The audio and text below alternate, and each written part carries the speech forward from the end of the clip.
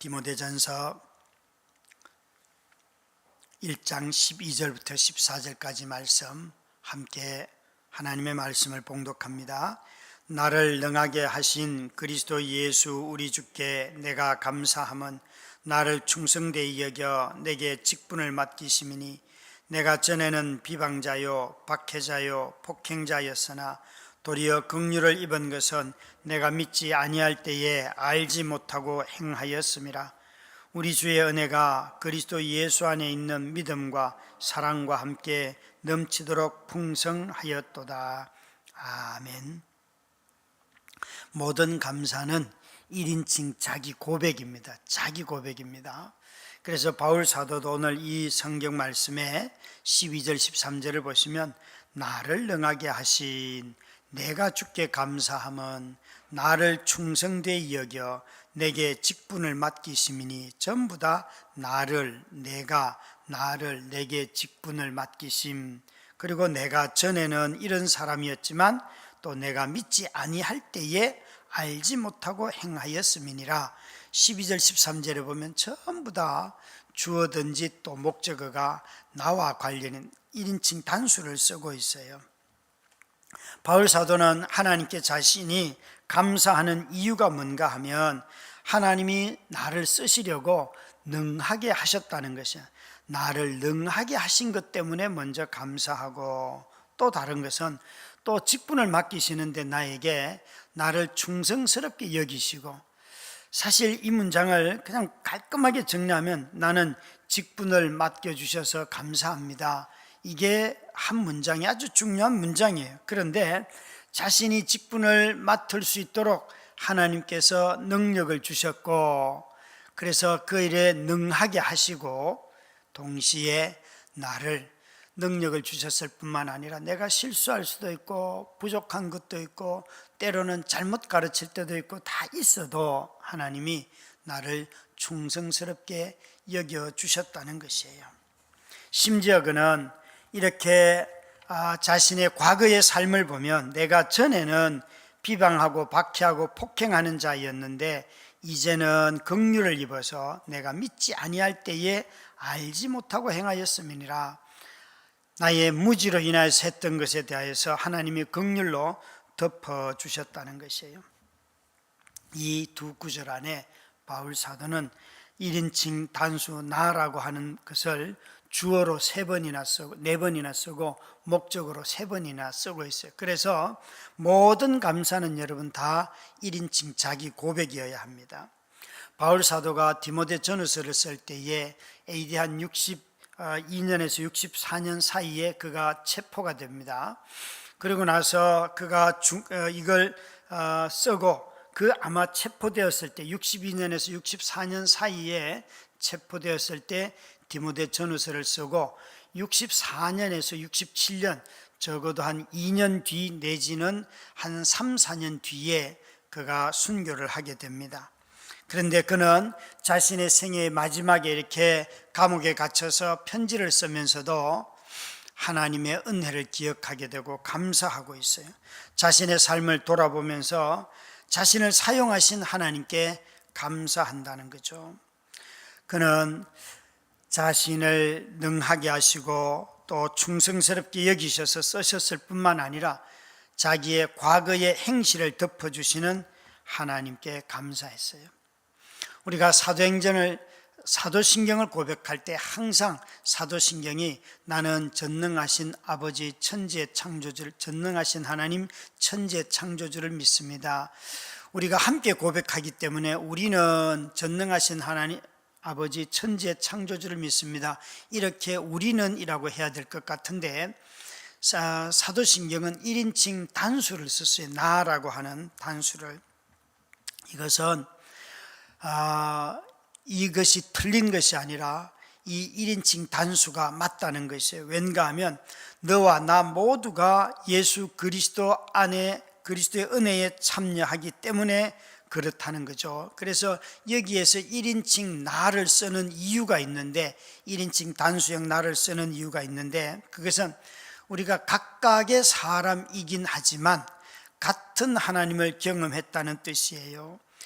형식적으로는 인칭의 형식으로는 1인칭 단수이지만 하나님을 경험한 각 사람들의 모임이 바로 우리이고 그 사람들의 고백이 사도신경이라는 거죠. 그래서 나이긴 하지만 이건 연합체라는 거죠. 나의 고백이지만 동시에 우리의 고백이에요. 그래서 우리는 이렇게 고백하게 될 때 이런 외로움에 빠지지 않아요. 나는 아무도 나를 도우는 사람이 없어. 나와 같은 사람은 아무도 없어. 이런 고립감이 우리 가운데 생기지 않습니다. 왠가 하면 나와 같은 경험을 하고 있는 사람들이 너무나 많기 때문에 그들 가운데 있는 나예요. 그리고 반대로 또 내가 없는 나 혼자, 나 각각의 경험 없이 그냥 다른 사람이 경험한 것에 묻어가는 일종의 집단 속에서 나의 고유성을 상실하는 그런 아주 전제적인 공동체가 폭력적인 공동체가 아니라는 것이에요. 우리는 다 나라고 하는 개별적이면서도 철저하게 개별적이면서도 동시에 그 개별적인 사람이 갖고 있는 고유함을 가지고도 같은 하나님을 경험한 공동체로 모인다는 거죠. 그래서 이런 사도신경의 고백이 공동체의 고백이 되는 것이에요. 여기 우리가 앉아 있는 이유는 한 교회가 되는 것은 같은 이름 안에서 같은 믿음을 가지고 같은 주님을 섬긴 경험이 있는 거죠. 다른 사람들에게 우리 교회 예결선 한 걸 얘기하면 그 교회는 손에 안 났네요 이렇게 정도 얘기하는 정도예요. 그 사람들에게는 감동이 없어요. 그러나 우리 성도들과 함께 결산을 하고 예산을 하면 우리는 우리 삶의 규모가 어떤지 알고 그 1년 동안에 어떤 일들이 일어났는지 알기 때문에 설명을 하면 은혜가 되고 내가 저 일에 같이 동참했지. 나는 조금밖에 헌신하지 않은 것 같은데 누군가가 저렇게 엄청나게 또 헌신을 했구나. 이런 생각들을 하면서 우리 자신들이 함께 이루어져가는 나라는 것을 깨닫게 돼요. 여러분 이 12절 13절을 다시 한번 성경을 펴보시고 나 대신에 제가 이렇게 한번 제 자신이 먼저 해볼게요. 나 대신에 자기 이름을 넣을 건데 병년이를 능하게 하신 그리스도 예수 우리 주께 병년이가 감사함은 병년이를 충성되이 여겨 병년이에게 직분을 맡기심이니 이렇게 12절 13절을 한번 자기 이름을 넣어서 나 대신에 자기 이름을 넣어서 한번 읽도록 하겠습니다. 시작. 병년이를 능하게 하신 병년이를 충성되이 여겨 병년이에게 직분을 맡기심이니 병년이가 전에는 비방자요 박해자요 폭행자였으나 도리어 긍휼을 입은 것은 병년이가 믿지 아니할 때에 알지 못하고 행하였음이라. 아멘. 자기 이름을 넣어서 해보니까 좀 자연스럽고 당당하고 감사가 막 생각이 나서요. 내가 뭘 했나 이렇게? 충성스럽다는 말을 들으면서 나도 내가 믿어지지가 않는데 참 주님도 대단하십니다. 혼자 속으로 무슨 생각이 드시는지요? 여기에 정말 자기 이름을 넣어서 나를 능하게 하신 나는 진짜 지금도 능력이 안 되는데 병년이가 감사하면 감사는 그냥 불평하기도 바쁜데 혹시 여러분 어떤 생각이 드시는지요? 어쩌면 우리 모두는 다 이렇게 자기의 이름을 넣어서 신앙을 고백해보라 그러면 부담스럽고 거북스러울지도 몰라요. 고백이라는 것이 그런 성격이 있어요. 여러분 고백을 하면서 모든 사람들이 다 그 말의 완성된 모습을 상상한다면 착각이겠지요. 배우자가 자신의 배우자를 향해서 나 당신 사랑해 그러면 그걸 여러분 그냥 받아들여야지. 얼마만큼 사랑해? 당신 사랑하는 게 이 정도냐? 이러면 그 사람 뭐가 되겠어요? 그냥 누가 사랑해 그러면 그런 줄 알고 받아들이는 거잖아요. 끝나야 되잖아요. 그렇죠? 우리 주님이 지금 이건 주님이 바울에게 하신 말씀이고 바울이 우리에게 전해주는 말이에요. 주님은 바울의 사역과 삶을 보면서 또 바울 자신은 주님이 자기에게 맡겨주신 이 직분을 감당하는 자기를 어떻게 변화시켜 왔는지를 깨닫고 이렇게 말하고 있다는 것이에요.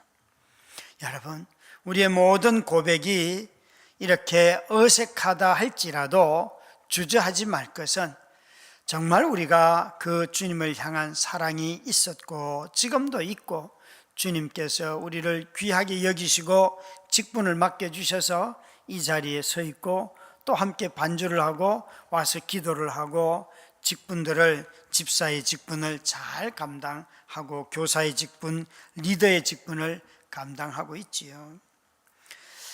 때로 어떤 사람들은 저는 그런 사람이 아닙니다. 예, 그런 마음의 자세를 갖는 것은 좋지만 지나친 겸손도 고백을 방해합니다.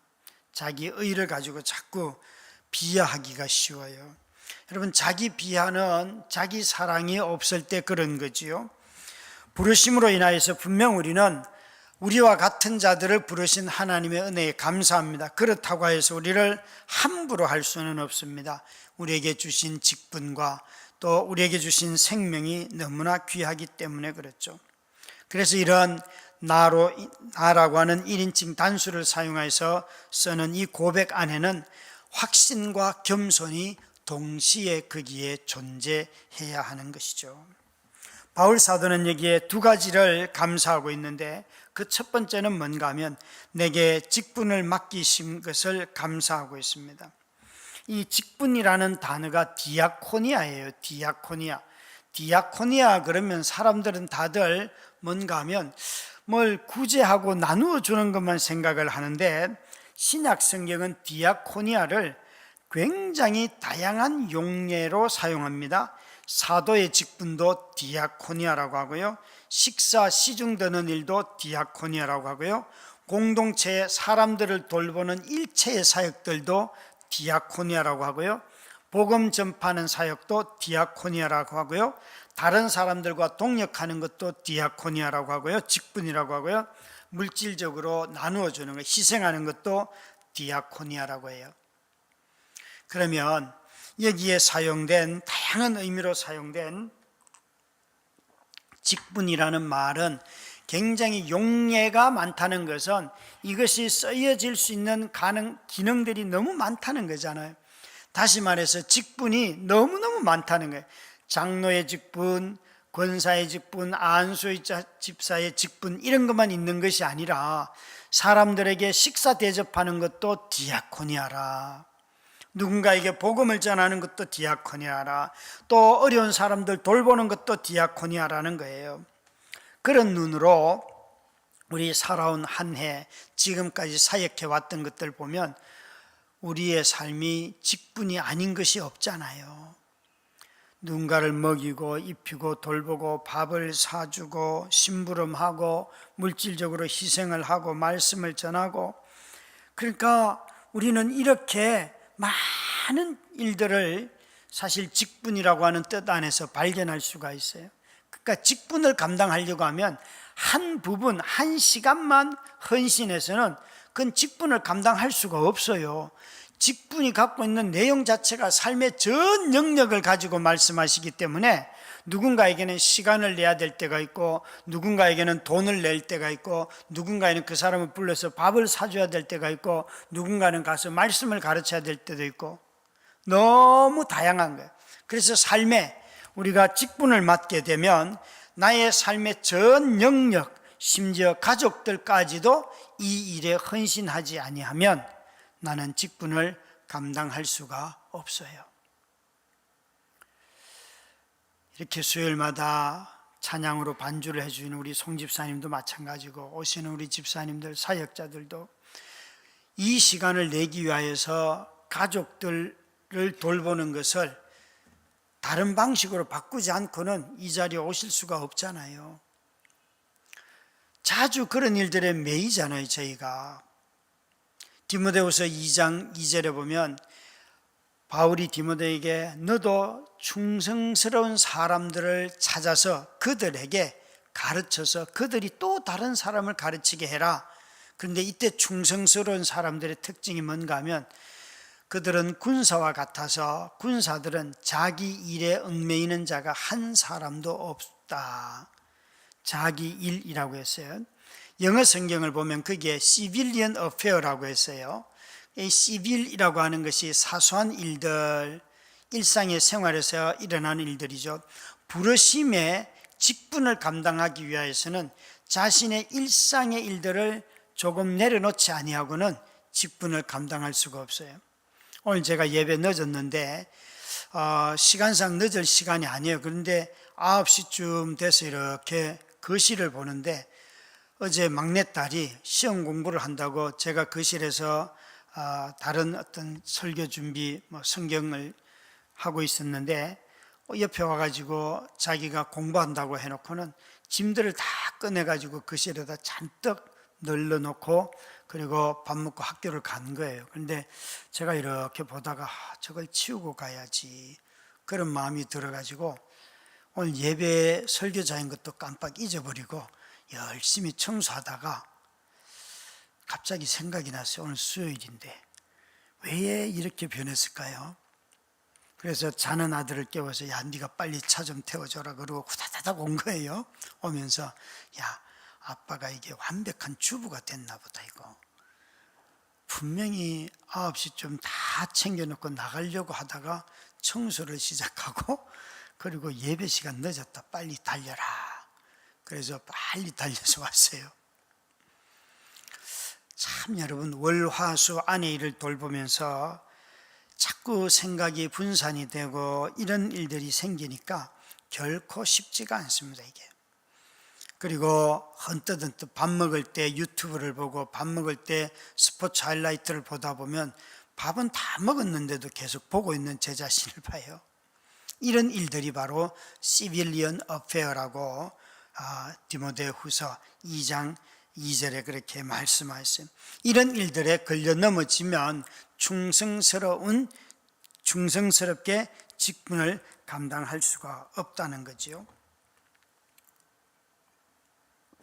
바울은 자기 자신에게 때로는 자기가 이렇게 말씀을 전하는 자요, 또 누군가를 텐트를 짓는 자로 그 텐트를 지어서 팔아가지고 어려운 사람들 돕는 자로 심부름을 하기도 하고 감옥에 가기도 하고 이 모든 것들이 다 그에게 맡겨주셨던 직분에 해당하는 거예요. 사도라고 하는 그 직분을 감당하는 데 있어서 이 디아코니아라고 하는 어마어마한 많은 일들이 그의 삶과 사역에 다 있었다는 거죠. 그래서 자신에게 어떤 일부의 시간만 떼놓고 나는 이 직분을 감당하리라 라고 하는 사람들은 그 직분을 충성스럽게 감당할 수가 없습니다. 왠가 하면 그것은 하나의 직책일 수는 있어도 그 일을 그 직책이 포함하는 요구하는 내용들은 너무나 방대하기 때문에 그렇습니다. 이 직분을 감당하는 데는 온 가족의 헌신까지도 요구합니다. 바울은 그런 자기 자신에게 직분을 맡기신 하나님께 너무너무 감사했는데 그 감사의 이유들이 직분뿐만 아니라 그 직무를 수행할 수 있도록 충성스럽게 여겨주시고 동시에 능력 있게 바꿔주셔서 나는 감사합니다. 이건 자기 힘으로 했다는 게 아니에요. 내가 이 직분을 맡겼으니까 맡고 난 뒤부터 내가 온 힘을 다해서 내 힘으로 했습니다가 아니고 하나님이 나를 이렇게 능력 있는 사람으로 바꾸어 주셨고 이렇게 충성스럽게 여겨주셨기 때문에 내가 이 직분을 감당해 왔습니다. 이렇게 바울은 말하고 있다는 거죠. 여러분, 우리가 맡겨주신 일들을 감당할 때에 끝나면서 이건 내 힘으로 했어 라고 하는 사람들은 더 이상 하고 싶지 않을 수도 있어요. 내 힘이 아니라 내 속에 계시는 주님이 나로 이 일을 하게 하시는 분들은 정말 기쁨으로 이 일들을 섬길 수가 있습니다. 그래서 직분을 통하여서 성장해 가는 사람이 될 때 그때 그 직분이 그 사람에게 유익한 거예요. 많은 사람들은 직분을 감당하고 난 뒤에 한 해만 감당하고 그냥 버리고 떠나는 사람들도 있잖아요. 그것은 자기 안에 그리스도의 형상을 닮아가려고 하지 아니하였고 자기 생각이 많아서 그래요. 자기가 그 일을 통해서 뭔가 하고 싶은 걸, 아니요, 우리는 모든 직분은 다 그리스도를 닮아가고 그리스도를 섬기고 주의 몸을 세우는데 우리를 부르신 것입니다. 그래서 우리는 이 일꾼으로 또 불러주셔서 우리가 하나님의 몸된 교회를 섬기는 자이기 때문에 우리는 이 일을 통해서 점점 주님을 더 알아갑니다. 내년에도 수요 성경 공부와 교리 공부 또 금요 기도회를 할 터인데, 내년에는 좀 더 적극적으로 가까이 있는 분들에게 나오자고 독려를 하려고 해요.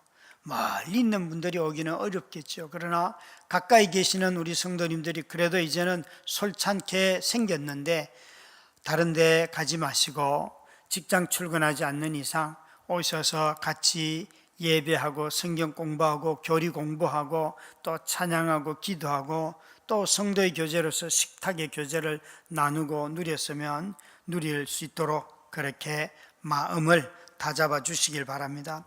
바울 사도는 이런 직분 맡은 것을 감사하고, 두 번째로 바울 사도는 자신의 삶에 넘치는 은혜로 인하여서 감사하고 있습니다. 13절, 14절 말씀에 보시면 바울은 뭐라고 말하는가 하면, 우리 주의 은혜가 그리스도 예수 안에 있는 믿음과 사랑과 함께 넘치도록 풍성하였도다. 바울이 감사하는 두 번째는 자신의 삶과 사역에 이 예수 그리스도의 은혜가 정말 믿음과 사랑과 함께 풍성하게 넘쳤다는 것이죠. 은혜는 그리스도 안에서 우리에게 부어집니다. 그렇게 되면 우리는 그리스도를 믿고 사랑하게 되고 동시에 사람들에게 신실하고 사람들을 사랑하게 돼요. 은혜는 반드시 무엇으로 나타나는가? 사랑과 믿음으로 나타나요. 은혜는 항상 사랑과 믿음의 모양으로 나타납니다. 믿음이 없이는 사랑할 수 없죠, 그죠? 사랑이 점점 커가려고 하면 믿음이 자라야 합니다. 이게 바울은 그런 은혜 속에서 오는 믿음과 사랑이 넘치도록 풍성하게 라고 해요. 넘치도록 풍성하게. 바울은 정말 이 말씀이 믿음과 사랑과 함께 넘치도록 풍성하였도다. 두 단어 자체가 풍성이라는 단어도 참 좋은데, 그것이 앞에 부사로 넘치도록 풍성하게 넘치도록 그렇게 생겼다네. 이걸 그는 너무나 감사하고 있어요. 감사하고 있어요.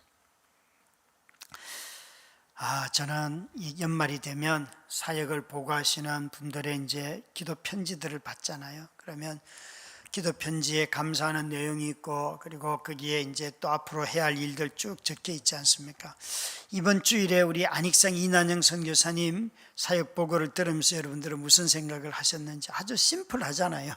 그렇지만 자신들이 그 사회에서 어떻게 잘 살고 있는지를 잘 설명해 주니까 되려 마음의 위로가 되고, 야, 참 진실한 종들이다. 그리고 너무 사역들을 잘하고 있다. 그런 마음의 확신이 들어요.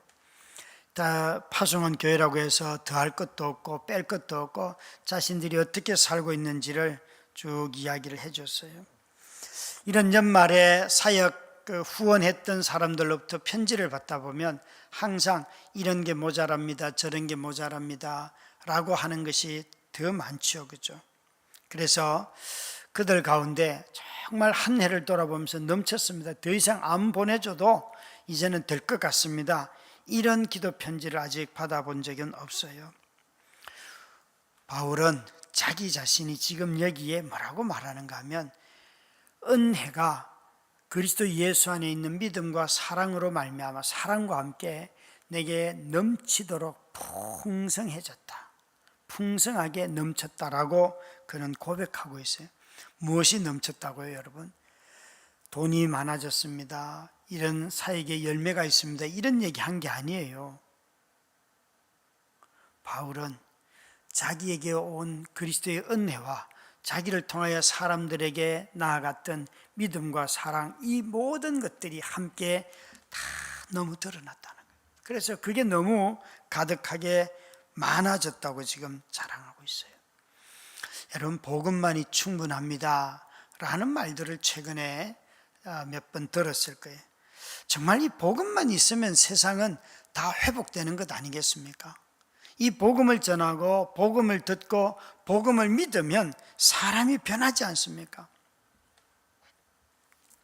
어제 아침에 우리 매주 격주로 목요일 새벽마다 화요일 새벽에 격주로 그 모임을 하는 제가 이사로 섬기는 CTCK 북부 지역 모임을 했어요. 모임을 쭉 하고 이제 올해 마지막 모임을 했는데 한 분 목사님이 이런 질문을 했어요. 그분도 다 개척하신 분인데 정말 우리가 지금 이 사역을 하면서 소망이 있다고 생각하십니까? 우리에게 물었어요. 소망이 있다고 생각하십니까? 그 어떤 사람이 예수 그리스도가 우리의 소망입니다 그렇게 말을 하니까 웃었어요. 그분이 웃으면서 그 말 말고 지금 교회를 보면서 소망이 있고 우리 자신을 보면서 소망이 있다고 생각하십니까? 이렇게 물었어요. 그랬더니만 옆에 있는 다른 분들도 다 같이 자신들이 겪고 있는 어려움들을 쭉 이야기를 했지요. 저도 그 얘기를 다 듣고 난 뒤에 뻔한 소리 같지만 우리가 소망을 이야기할 때에 내가 대학생 때 대학교 2학년 때에 봉고차 스티커에 보면 성공회 성도들이 봉고차 스티커에 예수 그리스도만이 우리의 소망입니다 라고 하는 스티커를 늘 붙이고 다니더라. 근데 그때 84년도 그 어간에는 정말 우리나라의 민주주의에 대한 소망이 없었다. 오히려 군부 독재와 싸워야 하고 대학생인 나도 맨날 도시락 들고 시청 가서 돌 던지고 그런 시절인데 그때는 오히려 소망의 이야기를 더 많이 했다. 그런데 지금은 소망에 대한 이야기가 거의 하지 않는다. 예수 그리스도의 재림에 대해서 얘기하지 않고 예수님이 오시면 완성될 그 나라, 부활을 믿는 성도들은 예수님이 오시면 완성될 나라를 믿는 거잖아요. 그 완성된 나라를 소망하지 않기 때문에 이 땅에서의 소망을 자꾸만 딴 데서 찾고 있다 라고 이야기를 했어요. 여러분, 사역을 할수록 깨닫는 한 가지는 은혜만 있으면 나머지는 다 있습니다. 돈이 모자라는 거, 은혜만 있으면 다 채워집니다. 아니, 안 채워져도 다른 일 얼마든지 할 수 있습니다. 사람이 변하지 않는 것, 은혜가 없어서 그렇습니다. 은혜가 있는 공동체는 반드시 사람이 변합니다. 사람을 우리 힘으로 바꿀 수 없습니다. 은혜가 있으면, 복음이 있으면 사람이 변화됩니다.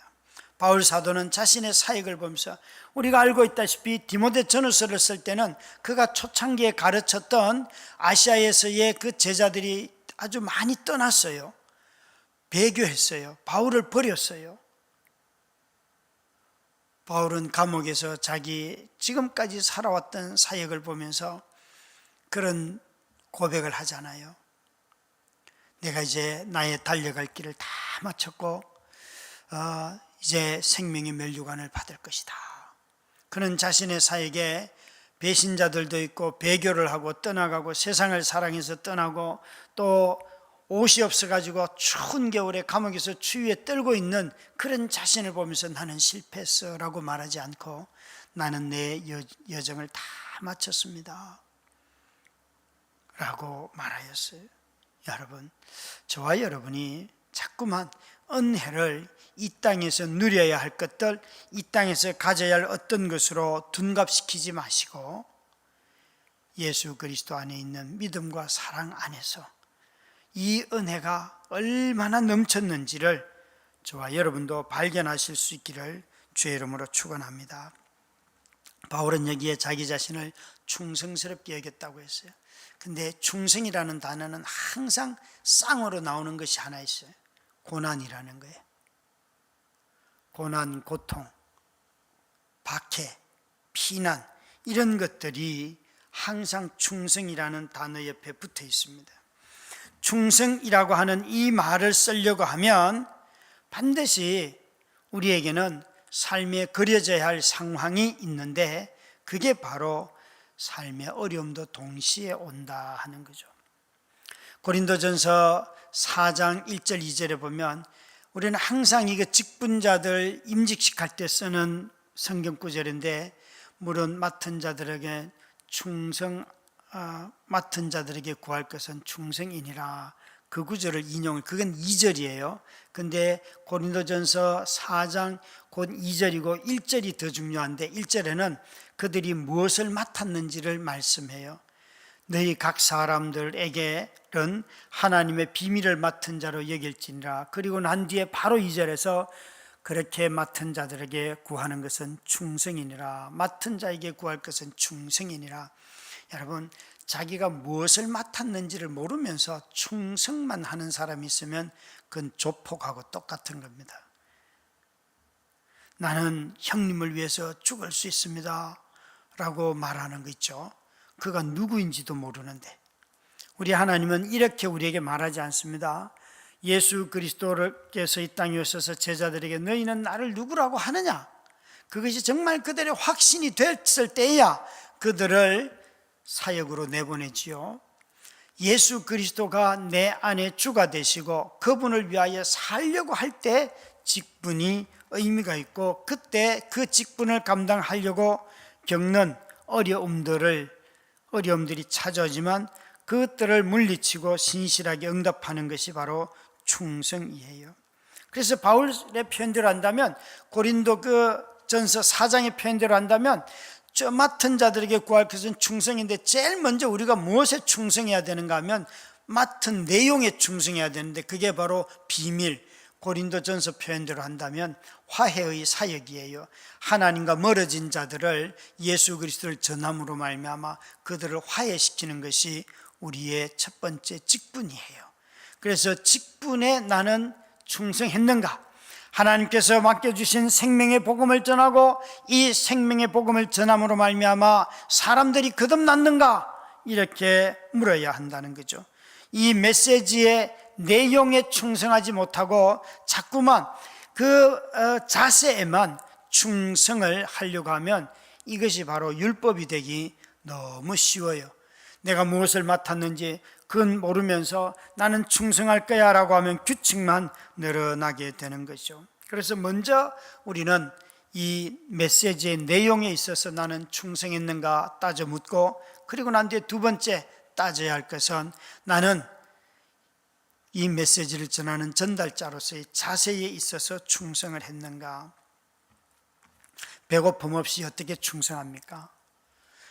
잠을 좀 설치지 않고 어떻게 충성할 수 있으며, 병들지 않고 어떻게 충성할 수 있으며, 재물의 유혹을 받지 않고 어떻게 충성할 수 있으며, 외로움 없이 어떻게 충성할 수 있으며, 또 바울처럼 감옥에 한 번도 안 가고도 어떻게 충성할 수 있으며, 제자들의 배신 없이 어떻게 충성할 수 있겠습니까? 바울은 이 모든 것들을 다 경험하였습니다.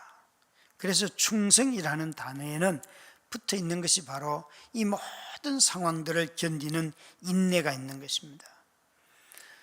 지혜가 없는 사람들은 어떤 일들이 생기면 바로 자기 마음대로 안 된다고 막 화를 내는 사람들이 분노해요. 그러나 이런 충성스러운 사람들은 자기 마음을 다스리고 하나님의 말씀에 순종합니다. 급할수록 유쾌하고 어긋났을 때, 자기 의도대로 되지 않았을 때에 그때 나는 폭망했다 라고 말하며 분노를 쏟아내는 것이 아니라 하나님의 뜻이 또 무엇인지 한번 살펴보자 라고 말한다는 거죠.